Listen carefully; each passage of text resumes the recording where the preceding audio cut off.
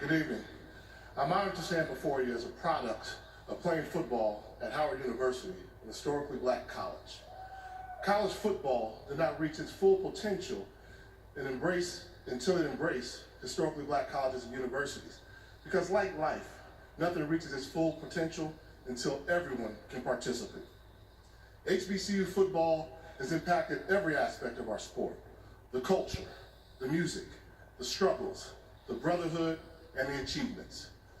The absence of HBCU football would have deprived the college football world of names like Coach Eddie Robinson, Paul Tank Younger, James Shaq Harris, Walter Payton, Coach Jake Gaither, Jerry Rice, Doug Williams, Steve McNair, Michael Strahan, and so many more. All of whom played or coached the game to prove that they were not just equal to their mainstream counterparts, but in many cases, superior. HBCU football provided all those names, along with Tariq Cohen and countless others, with something simple yet imperative for anyone involved in college football: an opportunity. Hey, how you doing, Coach? My name's Tariq Cohen. I was wondering if you could take a look at my highlights and tell me if I'll be a fit to join your wonderful football program. If you could, take a look and give me any feedback. Please and thank you, Tariq Cohen. I will write those letters to the position coach and the recruiting coordinator. My senior year, I think I had 1,500 rushing yards, and I had like 30 plus touchdowns.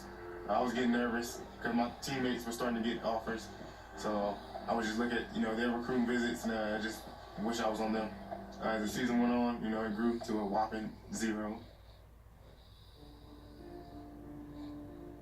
0 is not a number, but an absence, in this case, of hope, that afflicts so many kids like Tariq, full of talent and desire, but lacking opportunity. HBCUs were started because there was no other place for black students to learn. Most early on were started by religious institutions, churches. There were no white institutions that would admit black students back after Reconstruction. And so black folk knew that they had to educate themselves, and so they started first at smaller schools, still even on the plantations, and then eventually they moved to campuses, mostly in the South, built those campuses through resources of their own, and started over 100 of these schools around the country. HBCUs provide them an education and the chance to better their lives, give them opportunities that they had been denied as slaves. Among the opportunities denied was the chance to play football.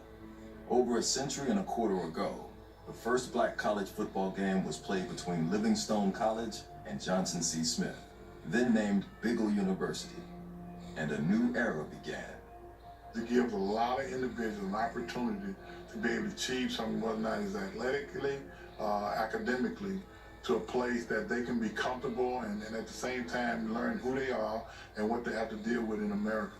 Some, would find their ways to the Power 5 schools, clearly good enough to play there, but they don't have the opportunities, and that's the big thing. Those athletes would lose twice: the opportunity to compete and the academic opportunity. The only schools that offered me back then was HBCUs. I don't know where I would be if it had not been HBCU. So I had the funds to pay for college and go play football. I was going to enlist in the Navy. A historically black university gave me my only opportunity. North Carolina A&T gave me my only scholarship offer. Without them, I don't know where I would be. Wow, man. Just to think that if there was no HBCU, make me tear up, because so many people I know and that means something to me attended HBCU because they couldn't go anywhere else. Playing at an HBCU, you understand that you have a natural chip on your shoulder, that nothing's been given to you, that you have to work a little bit harder in all things that you want to do. The list of those in search of an outlet for their work ethic include more than players, who likewise find their place and their purpose in HBCUs. Eddie Robinson, what he brought to the game was this idea of rigor, this idea of excellence. And if you wanted to be a great player and learn how to be a great player, then you wanted to not only go to Grambling, you wanted to learn what Coach Eddie Robinson was teaching. Eddie Robinson, who made you understand that it's about being a good citizen, it's about being a good husband, a good brother, and being able to survive in this world and learn how to deal with people. Coach Rob used to tell us all the time that we can do so much with so little, we can almost do anything without nothing. In order for blacks to survive in this country, we had to be resourceful and creative, and that just carried over when they went into coaching. Some of the innovative coaches include Jake Gaither at Florida A&M. He came up with the split line T. The linemen had wider gaps than normal. What that did is what teams are doing today, spreading the field. John Merritt at Tennessee State, he loved to see the ball in the air and throwing the ball all over the place back when most offenses were 3 yards in a cloud of dust. Willie Jeffries at South Carolina State, he developed the freeze option, and that was just a takeoff on the option play where instead of faking to the fullback between the guard and the center, the quarterback would fake to him straight ahead and then just hesitate for a minute, and that caused the defense to hesitate for a minute, and then the quarterback would run the option as usual. Of course, Archie Cooley at Mississippi Valley with Jerry Rice and Willie Totten, the quarterback, with what they call the satellite express offense. Bill Walsh kind of borrowed from Cooley's offense when Jerry Rice went to the 49ers, and that became the West Coast offense. The entertainment of HBCU football is not limited to the 4 quarters of the game, but is enhanced by what happens at every halftime. The halftime shows really, dominate the whole atmosphere at HBCU. The bands, the bands. We give them 2 shows. We give them one during halftime, and we give them one during the game. We don't need the TV announcer to come to a game day experience when you're at college. All you need is the band and the dancers. I mean, those stadiums are electric. So when you're watching HBCU football, when you go to commercial break, all you're missing the bands throw down. The bands are a part of the HBCU cultures because of the music, because of the dancing, choreography, and because of how music plays a central role in Black life. It tells our story. Ohio State got a lot of publicity with their band performance. They're good. They're not HBCU good. There's no way to quantify spirit, inspiration, progress, and hope. So instead, we just give thanks for the immeasurable contributions and influence of historically black colleges and universities to college football.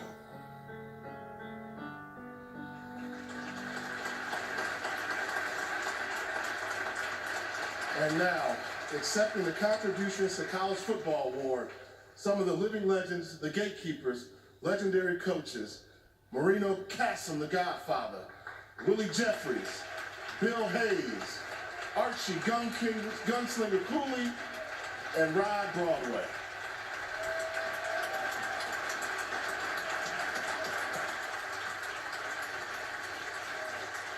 Yes, indeed.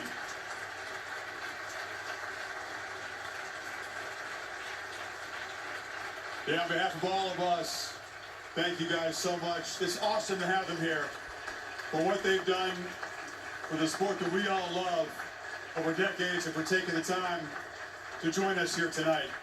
Coach Jeffries, the first African-American head coach in Division I Wichita State, the only man to face both Eddie Robinson and Paul Bryant in the same career. You beat them both, right? Well, yes, we won both games. Exactly. Let the history books show that. But you went back to Howard, South Carolina State, and passed up other opportunities. Why was it so important to you to stay to your roots and coach at those 2 institutions? Well, I resigned from Wichita State in 1984. I had a chance to go to West Point, to go to Howard. And I just felt like at an HBCU that I could accomplish more to help those young men get their degrees and be good football players. Mission well accomplished. Numbers cannot begin to express the contributions of these institutions of football, but here are a few amazing numbers nonetheless. More than 700 players in the NFL Common Draft since 1967, 30 members of the Pro Football Hall of Fame, and 30 in the College Football Hall of Fame in this building. So, Coach Bill Hayes, let me ask you, you heard Tariq's story. There are so many before him.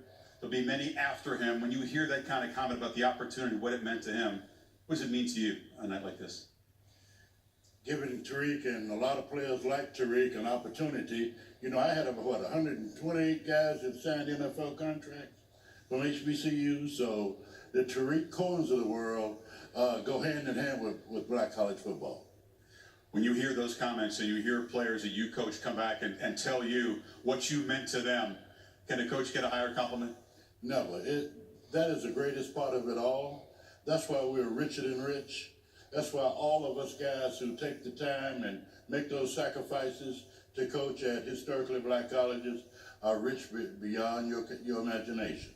It's a calling indeed, and we thank all of these guys and so many more like him that they represent here tonight for answering that calling and doing great stuff over the decades for college football. Guys, we appreciate it. Congratulations again.